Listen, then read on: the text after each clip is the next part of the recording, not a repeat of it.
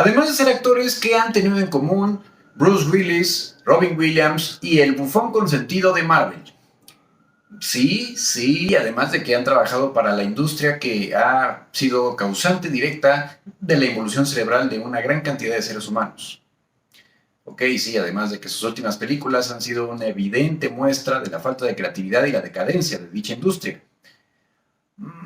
Exactamente. La demencia fue algo que resonó en la vida de cada uno de ellos. Seguramente escuchaste que desafortunadamente una de las razones que llevó a Robin Williams a terminar con su vida fue el que se enteró de que tenía el diagnóstico de demencia frontotemporal en una etapa muy temprana. Esto, la verdad es que fue una situación bastante precipitada, porque como podremos ver, las demencias, si se tratan tempranamente, pueden tener, al menos por varios años, una situación bastante bien manejable. Ahora, cosa distinta fue con Bruce Willis, quien inició como una afasia, o sea, que es una pérdida de la capacidad para interactuar o de comprender el lenguaje. Existen dos tipos de afasia, la afasia de Wernicke y la afasia de Broca. En la de Wernicke, básicamente la persona balbucea o puede decir palabras que no tienen ningún sentido y coacción entre sí, dado que no comprende lo que se le está diciendo. Y en la de Broca, el paciente comprende perfectamente lo que se le dice, pero tiene la incapacidad para comunicarse. Ahora, aquí el detalle y por qué fue tan tardío el diagnóstico es que esto puede presentarse también en el contexto de un evento vascular cerebral.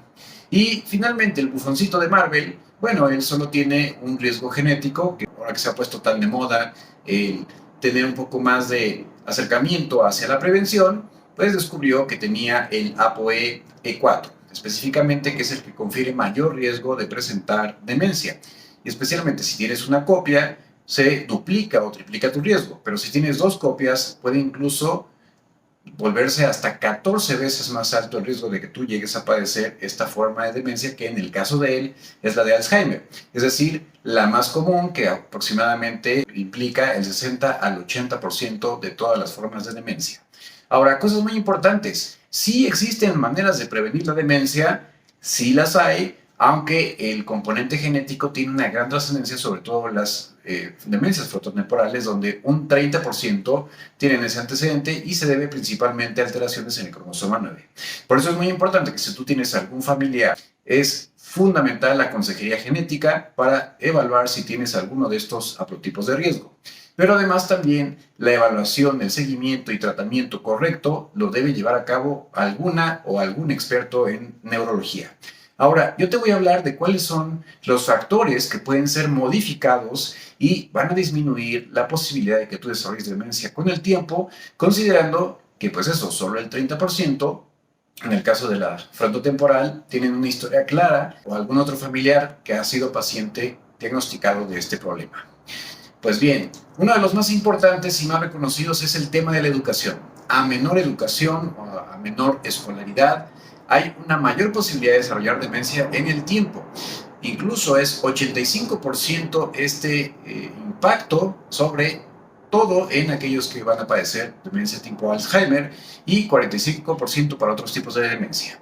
La conocida y bien llamada asesino silencioso, hipertensión arterial sistémica. Una hipertensión descontrolada sistólica, es decir, por arriba o igual a 180 milímetros de mercurio de la sistólica, incrementa el riesgo 1.5 veces, pero interesantemente también una presión demasiado baja y especialmente el exceso de control de la presión y sobre todo si la diastólica es menor o igual a 60, acarrea un 1.7 mayor riesgo de padecerla. El padecer sordera o hipoacusia, que es el nombre más adecuado, y dependiendo de su intensidad, es decir, si es leve hasta la grave, acarrea en mayor medida la posibilidad de padecer demencia, siendo el riesgo relativo de 1.89 para una forma leve y hasta 4.39 para una forma grave. De tal manera que es muy importante, si alguien está padeciendo de sordera, atender ese problema y utilizar tempranamente auxiliares auditivos.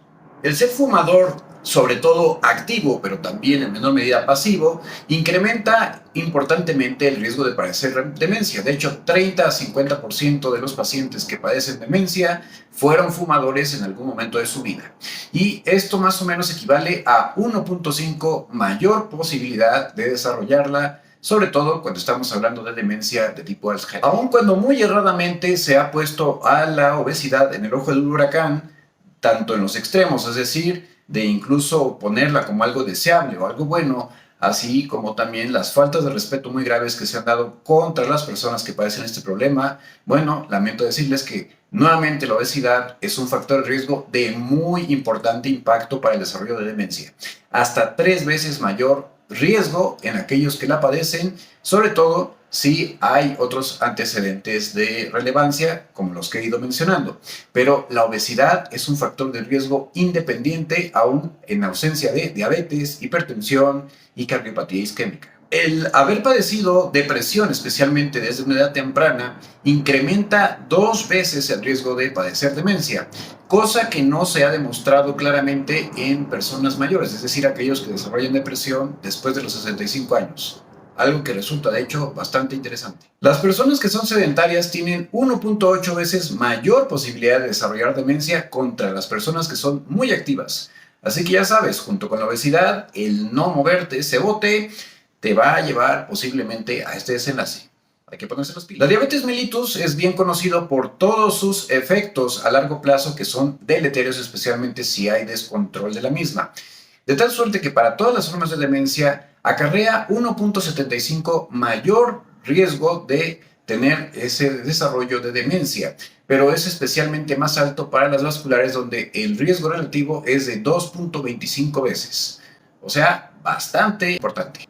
Algo muy interesante que sucede con el alcohol es que el consumo leve y moderado es incluso protector contra la demencia, pero si se pasan de tueste, es decir, los borrachines de fin de semana o los que consumen a la semana más allá de 14 unidades de alcohol, pues acarrea un 8% más de posibilidades de desarrollar demencia. Sin embargo, interesantemente, el consumo de alcohol en general, para los que lo hacen de forma medida, es una forma o una manera en que de hecho te puedes proteger de la misma. A nadie es ajeno que las personas que se dedican a actividades deportivas de contacto, especialmente como el boxeo, las artes marciales mixtas, tienen un mayor riesgo de desarrollar lesiones cerebrales e incluso el desarrollo de secuelas neuronales a largo plazo.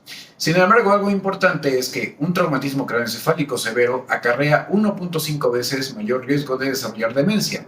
Y esto, el riesgo relativo es 3.58 veces superior en el primer año después del incidente. Así que ya lo sabes, en realidad existen muchísimas cosas que tú puedes hacer al respecto para evitar la posibilidad, sobre todo si tienes un tema familiar o vaya una herencia de padecer este problema, que puedes llevar a cabo para evitar o disminuir de forma importante la aparición de este problema, o que sea una edad más tardía, y bien, pues tener una mejor calidad de vida la mayor parte del tiempo que sea posible.